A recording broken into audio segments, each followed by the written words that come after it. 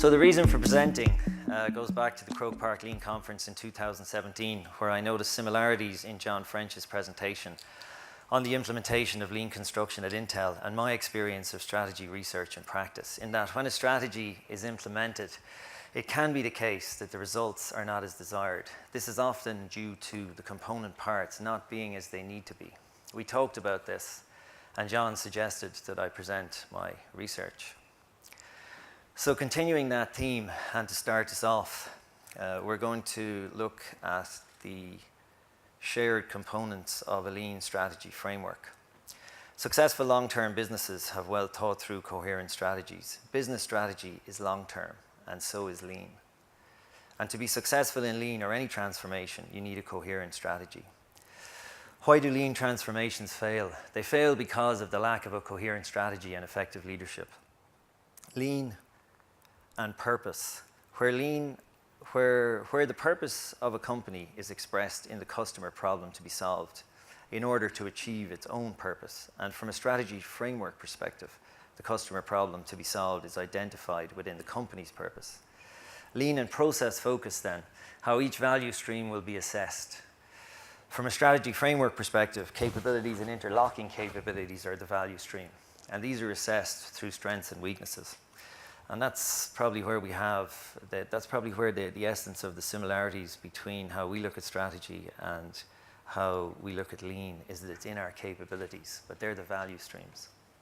Lean and people then is about responsibility for continually assessing the value stream. And from a strategy framework perspective, this is done through strategy maps, individual responsibility, and performance management. Lean and problem solving through plan, do, check, act. From a strategy framework perspective, the problem solving is leveraged through strategic management, structure, and the people within. The purpose of the presentation then this evening is to demonstrate how a company can go about achieving its purpose or desired outcome, and to demonstrate an overall approach to crafting a strategy and identifying the essential components within. The title of the actual research project that I did in 2016 was a framework for strategy formulation and implementation, and it was the perspectives of a sample of Irish companies, including Kirby Group Engineering. The purpose of the research project was to verify what we were doing at the company. I had a good idea we were doing the right stuff, but I really had this urge to go and check what was going on and to create a framework for use in the formulation and implementation of strategy that we could refer to. A framework that would be useful to managers in improving the crafting of strategy in order to achieve that purpose. A framework that, when used well, leads to competitive advantage, where advantage is rooted in differences created by the strategy. To put this in context, if we have two armies on a level battlefield exactly the same, which one has the advantage? Anyone have a quick answer for me? So I'll say it then. The answer is neither has an advantage, because advantage is rooted in differences. And in a business context, a way of thinking about competitive advantage is that it exists every time a company makes a sale at a profitable price. The rationale then behind the research was that the strategy concept can be confusing, and with many competing theories and alternative perspectives. If you ask people here what strategy means to them, they'll probably give you a different answer. So that there's a lot of confusion around it. It made sense then to extract the useful components of each and blend them into a simplified and usable framework that managers can refer to. So as a company engages with its environment through its strategy, obstacles arise both internal and external. And managers can struggle in diagnosing the specific nature of the challenge or opportunity. And diagnosis is the first required step before moving on to design coherent action to overcome a challenge or to take an opportunity. A framework becomes significant when seeking to diagnose the specific nature of a challenge or opportunity, as it guides decision-making through its direction and alignment with a purpose. This is despite the large volumes of data and conflicting opinions that can get in the way of figuring out the challenge or opportunity. So a framework then to guide us through the maze and craft a strategy to achieve our purpose. One of the parts of the research project was determined through the literature what the essential components of a framework are. You want enough components, but you don't want too many. So strategic intent articulates the purpose of a company, as it gives, when communicated well, a sense of unity of purpose throughout the company. Some good examples of a sense of purpose that I heard over the years that worked well were John F. Kennedy and the NASA janitor story, where when asked what he did, the janitor responded, "I'm helping to put a man on the moon." And Komatsu, when they were taking on Caterpillar worldwide, used the intent statement to encircle Caterpillar with significant success. The strategy, or the strategic direction of intent, allows for decision making through its overarching guidance, and that is very significant. If a decision needs to be made, a useful way of making it is to determine how it aligns with the purpose. And a way of thinking about this is one that I often use, and sometimes it's hard enough to get to it in the heat of what's going on, but it's the Stevens question as used by the Cambridge rowing team. And what that is if anybody suggests anything or there's a certain direction that they want to go, the question is, will doing this help the boat go faster? Challenge and opportunity then. So strategy as a response to a challenge or opportunity is strongly connected to intent, as the intent or purpose needs to define the challenge or the opportunity. And that's very significant, be it for a business, an overall challenge, or an overall purpose, but there is a challenge within that as well. This involves honestly identifying and acknowledging the challenges being faced, which is a key part of successful strategy and is often not done. When strategy done well relies the power of choice and focus by not accommodating the multitude of competing interests and failure to choose itself. So the kernel of a strategy then, as a response to a challenge or opportunity, consists of a diagnosis which defines the challenge and creates the intent, a guiding policy that points the way, and coherent action required to deliver on that intent. And it's worth noting that incoherent action then, which can sometimes happen, is where multiple unconnected objectives or conflicting objectives are pursued. Strategic positioning then also brings the requirement for choice on where to compete. That is, for companies like us, what geography, what sector, and the scope of the service offered. And again, failure to choose brings a lack of focus and normally results in an inferior performance. So it's about how a company positions itself on the value frontier or the lean continuum and makes the choices that optimize the company's performance. It's also about identifying the value drivers in the context of cost or price. So our service is provided as a broad differentiator, which means we're increasing our differentiation and lowering our costs over time through our capabilities. And the value frontier is always shifting outward, and this can create opportunities or challenges, but we like to think of them as opportunities. Something to think about is that in the context of lean and a lean strategy, what are the components on the lean continuum that you will select to best position your business over time? An alternative perspective then on strategic positioning, again bringing the requirement for choice, is value discipline. So instead of meeting all customer expectations, take leadership positions in order to narrow the business focus. So you can lead in one position and perform at industry standard in the other two. And the disciplines are product leadership, which in the context of value is about providing the best product. Operational excellence, which in the context of value is about providing the best total cost. And then customer intimacy, which in the context of value is about providing the best total solution. So it's not easy to determine where to position your company at first. And our determination of operational excellence comes from the fact that 80% of what we do is through competitive bid for price-sensitive customers. This is what we can control and internalize, and through this determination, we can better position ourselves. Once operational excellence is achieved with a customer, it's sometimes possible to move to customer intimate, where you create the conditions, or it is allowed by the customer, to mutual benefit. The zone of tolerance then of service of delivery is one I like, and one that you can return to trying to figure out where you are at any point in time. So it's in the context of customer dissatisfaction to customer delight, and it helps to determine where you are and where you want to be. So if you think of Ryanair, which is often used in business schools like this, but it's one that came to mind, it's definitely not customer intimate, but in recent years, it's moving away from the lower end of operational excellence towards customer intimacy. And it's doing that with the add-ons that it has to its service.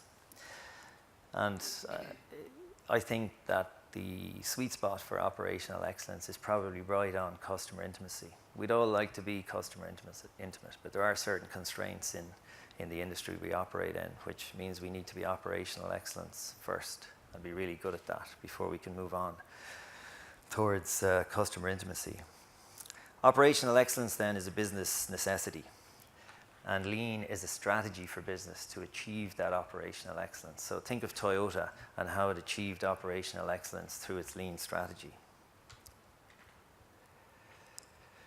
Where you are then depends on the results of your strategy and the challenges you overcome, or the opportunities that you take. Business models then. For an organization like ourselves, it's essential that we get these working well. So business models define how value is created for the customer and captured by the company. And the core components of a business model are value proposition, capabilities, and resources. So a company's value proposition, it must be able to define how the service provided is more closely fitted to the customer's needs than rival companies. And value creating and sharing capabilities are required to deliver the value-adding activities in an efficient and effective manner in order to meet customer needs and capture part of the value created for the company. Our resource base is required as an integral part of capabilities. Where the resources held by the company are hard to replicate, a company has an advantage over its competitors. Resources and capabilities then are a central strategy component, as they are primary constraints to a business model, where capabilities are containers of people, process, technology, and culture. Now the process bit is definitely in there, but it's the people, it's the process, it's the technology, and the culture. That really gets the value moving within a capability. Interlocking, value creating, and sharing capabilities then are the essence of superior performance. If we can get there, we're doing well, and we're probably outperforming our competition. There are different capability types then. Accordingly, they contribute to value creation in different ways. So we have business necessity, which contribute to value creation through performance at the industry standard and low cost. We have the essential capabilities then, and these ones are probably one of the more interesting ones because they contribute to value creation through performance at industry standard and below competitors' costs. And these may well not be visible to the customer, but they're essential to the bottom line of the company. And then we have strategic support, which contribute to value creation through performance above industry standard at a competitive cost and through direct support of advantage capabilities. And then we have advantage capabilities, which contribute to value creation through superior performance at an acceptable cost. And this requires an understanding of why a company is valued by its customers. Execution then, or in other words, coherent action, is a critical part of strategy, which is often unsuccessful. Execution is how we convert our strategic intent, and that's where our purpose comes back into tangible, coherent action. And a good strategy, I think it's really important to remember, is one that can be implemented. And assessing whether or not a strategy is implementable is often overlooked. Again, in the heat of business, sometimes these things get developed and just who's going to actually do the stuff and who's going to appropriately own the actions and actually get them done with everything else they have to do. Those tend to get overlooked. So in order to execute then, we need leadership, which Stuart will talk to you about later this evening. We need effective communication at all levels of the company. And we need a culture where discipline of execution is accepted and strong. So leadership, communication, and an aligned culture of execution discipline are required to overcome the impediments to change, some of which can be very powerful, such as inertia, where in the scientific context, it's a property of mass that creates a resistance to change in motion, with the business effect of a company's unwillingness or inability to adapt to changing circumstances. And overcoming such impediments starts with the individual's mindset and an alignment to the changes required. Strategy management. Strategy management is the strategic axis of the company. So strategic management is primarily about successfully connecting an organization to its environment in order to deliver on its purpose. It's about making choices and designing those streams and patterns of action to fit the demands and constraints of the market, which are often outside our comfort zone. That's a big part of it. Inside and outside our comfort zone. Normally, if it's in our comfort zone, we're not making as much progress as we should be. It's when we get outside our comfort zone that we really start to make progress. So in order to manage strategy effectively, learnings must be identified and applied by individuals and the overall company. So it is instinctive for the construction industry's engineers and craft to live in the coordinated action space, which is 25% of the learning cycle. And the engineers and craft are encouraged to be in this space through the operational focus to get things done.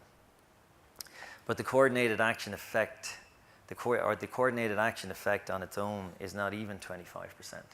So if it's all in the coordinated action space, it's like a four-wheel drive on one wheel going around in circles. So if your business or lean strategy is in the coordinated action area only, it's too narrow, it lacks the critical components, and it misses the big picture.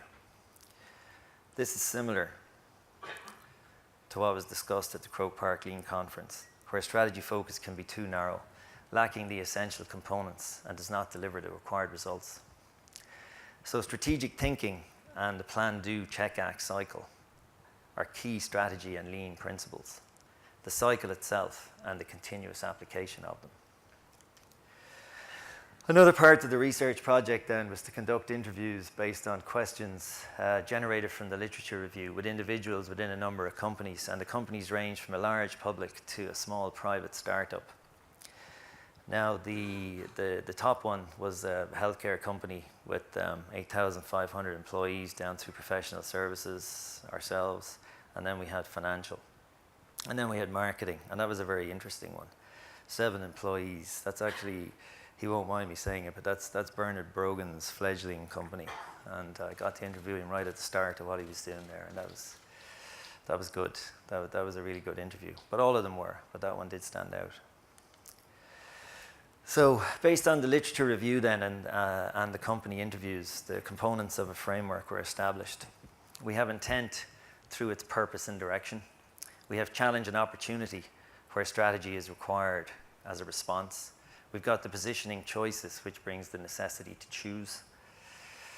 The business model with its resources and capabilities within creating and capturing the value. And then we have execution, which is converting intent into that coherent action. And then we have management. So that's managing the successful connection of a company to its environment to deliver on its purpose. Interestingly, through the interviews, other components emerged, and these were very significant. And we're talking here about the structure. So it's driven by the need to create a structure that can best implement a chosen strategy, because you can't do it without one. And then you have feedback, another essential one. So for strategic management, we need feedback. We need to look for it, we need to collect it, and we need to analyze it. And the lessons, so that the lessons learned can be developed and applied. A strategy process itself, and then the requirement for a framework did emerge with some of the companies that I interviewed. So this is the framework that was created from the analysis. And it has at its center the strategic management, which is about continuously managing the formulation and implementation process within the framework. The process starts with determining what we're good at and what we want to achieve. It's defining our purpose, our challenges, our opportunities, and our financial and non-financial objectives. Our challenges and opportunities then are turned into coherent action through strategy maps and the business model, which creates and delivers the value for the customers in the company. The model is focused on the customers within the strategic positioning. Feedback loops from our internal and external performance are continuously providing information that is used to determine the action to be taken. Mutual adjustment of each piece is required. and needs to work for the whole to work. The strategic thinking principle is at the core of strategy, and lean thinking involves subloops to support the main loop. Lean thinking and methodologies need to be used to determine what the key components of a lean strategy are. And this is what our framework looks like in a communicable form, which is based on a balanced mutual adjustment approach to formulation and implementation. We need all of these parts to be successful, and we need to continuously tune them based on the feedback through our strategic management capability. We've walked this as a company. It works for us, and we're very sensitive to the signals from the feedback loops. So stepping through it, at the top we have our purpose, and this is connected to our values. Some of what in our purpose and our values, the values are in the purpose and very much part of it.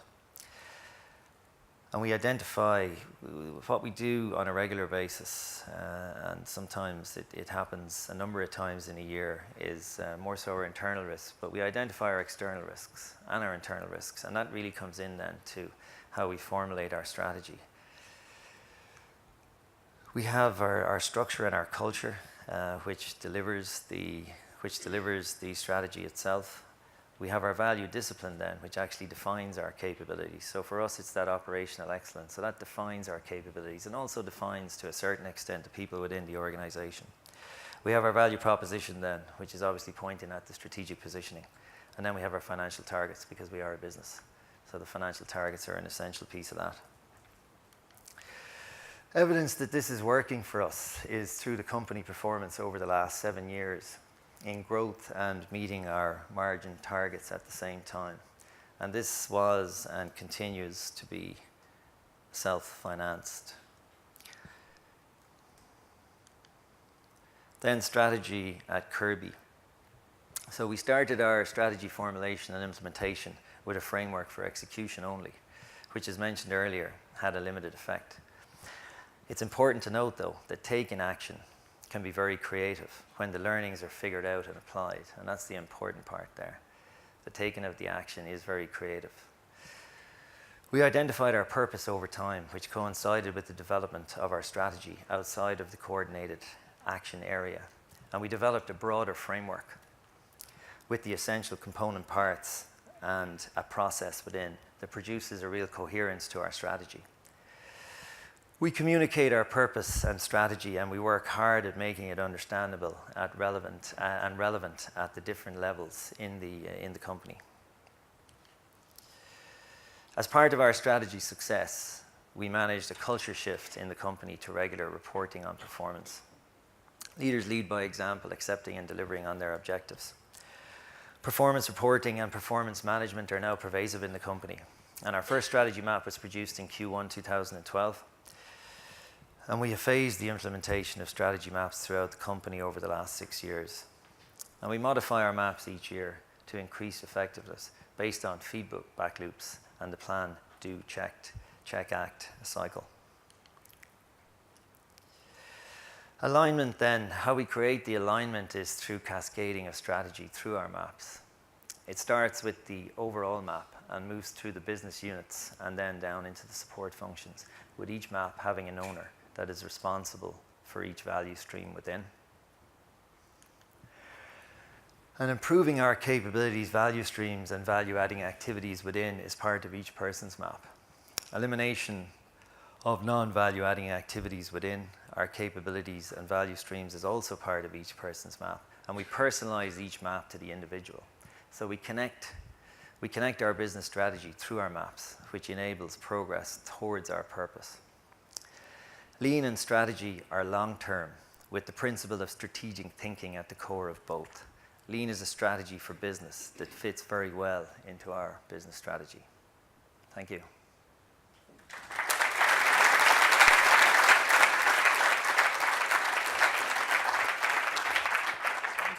What is the purpose of Kirby? What is the purpose of Kirby? Okay, so it's towards 200 million. Creating and sharing value through operationally excellent engineering and construction services. And we believe in it. Another quick one if I can. Yeah, sure. All right. What do you do to walk the talk? Yeah, sure. Well, look, what I do there is I have my own objectives, and I need to deliver on them, and I need to report out on them regularly. So I report out on them once every quarter, and I need to be doing my stuff just like everybody else is doing. Yeah.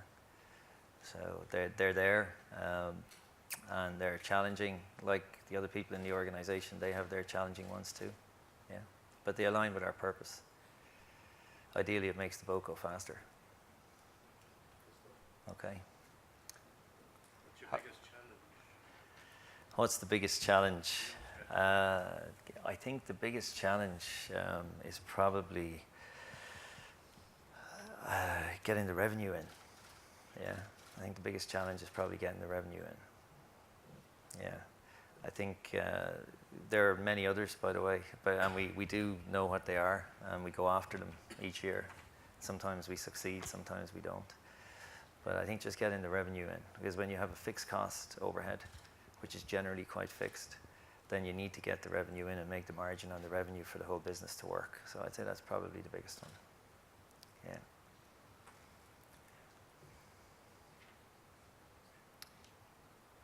I'll ask you a question, Jimmy. Yeah. And I told him this question a minute ago. I said, I might ask you this question. He said, that's difficult, but I'll ask you anyway. Yeah. What's the hardest strategic decision you've made? Yeah, it is a tough one. It doesn't really come to mind that quickly. The hardest. What's the biggest strategic decision you've taken recently, and how did you go about coming to a conclusion? How did you evaluate your options and come to a conclusion? I think maybe the biggest one in recent times was to go after providing an international service. And that's really based on, you can only get a certain amount of revenue from your own home country. And we've probably reached that. We've probably reached that point where the revenue we're going to get from Ireland is where it is. So moving on then to Northern Europe and really making that happen, I'd say that's probably the biggest strategic decision. And then just trying to get the people aligned around that is obviously a major part. Look, maybe the key part actually, yeah, is getting the people aligned around that. Look, with one eye to time, maybe one final question. Yeah. There's been so much, there's something from the floor, even better, go for it. Sorry, Jimmy. John, how are you doing? Yeah. I gave you a mention. Do you remember the conversation? You do? I certainly do. Good. Wasn't expecting that. Yeah. From a strategy perspective, great in the cocoon of your own head coming up with a strategy, but and with a board and so on. But what challenges did you have as you tried to deploy that with a whole organisation? And did you have any false starts with that? Sure, and what learnings did you have? Because it's from an overall management perspective, coming up with a strategy is great, but bring a whole organisation with that. What learnings were there? Yes, there's probably three things that occurred to me. I think figuring out the purpose is a key one, and that takes time.